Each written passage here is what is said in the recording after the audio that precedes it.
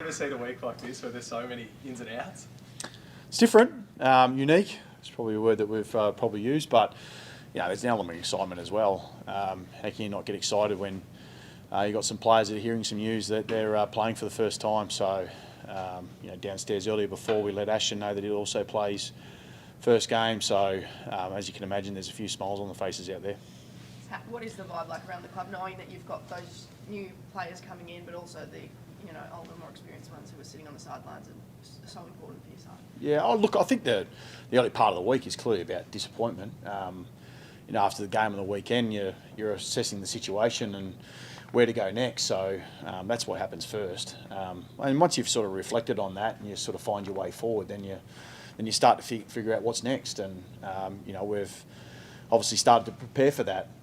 We get into our next training session, with the back end of the week.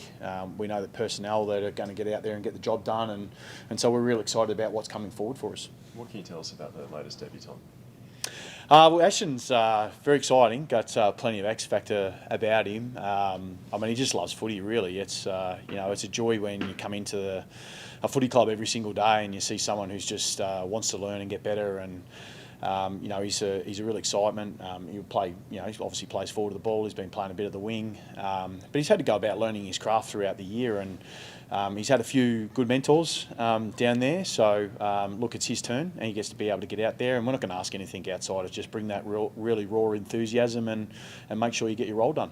How do you get up this weekend? So many key players out, so many fresh faces in against a West Coast team that's enjoying a little bit of an uptick as well.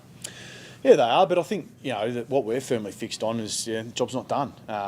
We haven't shifted our focus on that. We want to have an impact in this season, and that hasn't changed for us. So, once you sort of assess where you're at, you take a couple of days to be able to just have a look at what the way forward is, and then you lock in on your next target, and that's West Coast, and it's it's obviously probably a good opportunity for us to be able to get away as well as a footy team.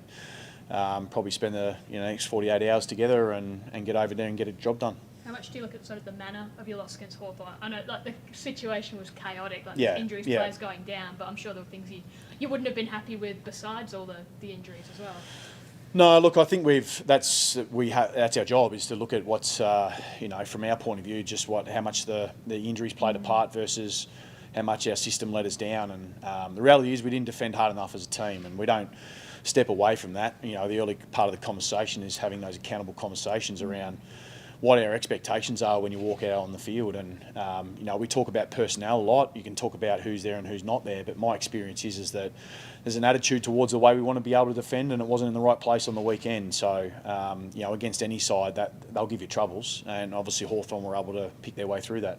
How much extra work has it been for you this week, moving magnets around and rethinking some of the game plan with the changes you've had? No, it's. I think for the first part is you've got to be able to sort of find out, okay, what's the actual damage, and that's what probably where we spent most of Monday is obviously working out, what length the players were going to be out for.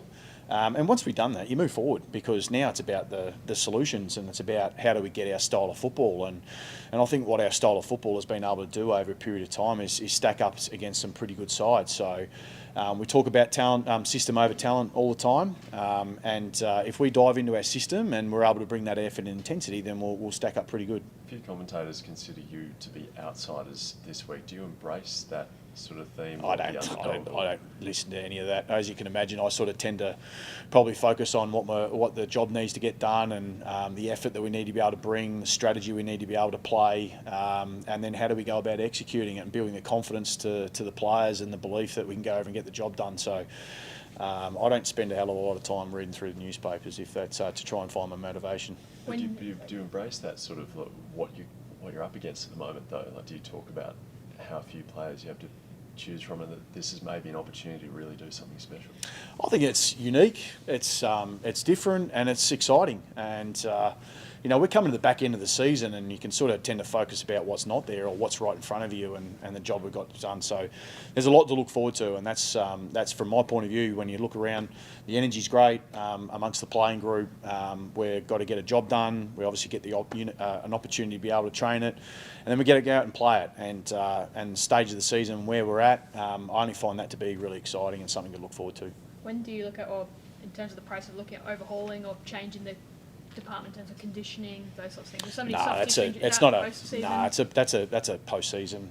Look at all those sorts of things. You pull it apart, and you know when we had end of last year, we reflected as hard as what we will this year, and you know we still know that we've got to become that real consistent football team.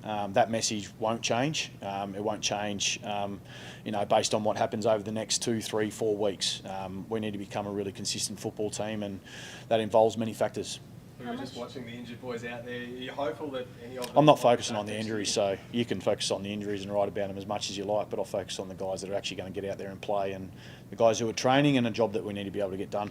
How much do you draw on your own career and you know, getting your head in the right mindset for a big game, which you've had to do for your players this week? Do you give them any advice from your own experience?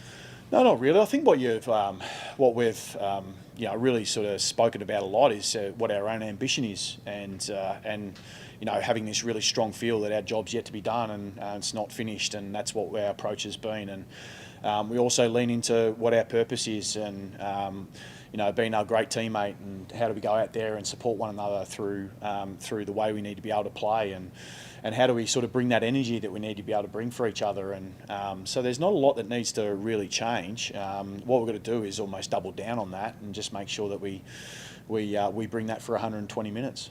Do you change any sort of approach? Do you look at, in terms of last week, is obviously carnage, but do you change anything in terms of injury prevention or anything, or is it just you go, well, last week was an anomaly and we had to go out there and play? Yeah, there's not a hell of a lot you can do about fractured collarbones and the like. So no, we'll face the next challenge, and that's the thing that we love about our game. There's a great unknown. There's a great uncertainty about what happens next, but that's where courage lies, and that's where your boldness lies, and that's what we're going to have to be like this week. Is you know, play courageous, play bold, get a plan in place, and execute it. Just Ash Hansen is not going for the West Coast job. I guess what sort of a lift does that give you guys? It's been such an influential part of your club. Yeah. I don't know what I should say what I want to say, but it's nice that he's actually not going for it, although we would support him, of course. But no, I'm pleased that he does such a great job for us, and you know, he's such a great support to me. And you know, I get asked a lot about, you know, these situations and how do you work your way through it. And the thing I've learned is that it's about being together, and it's about solving the problems together and coming up with those solutions. You don't do it alone. You do it all together, and that's what we're going to be as a football club.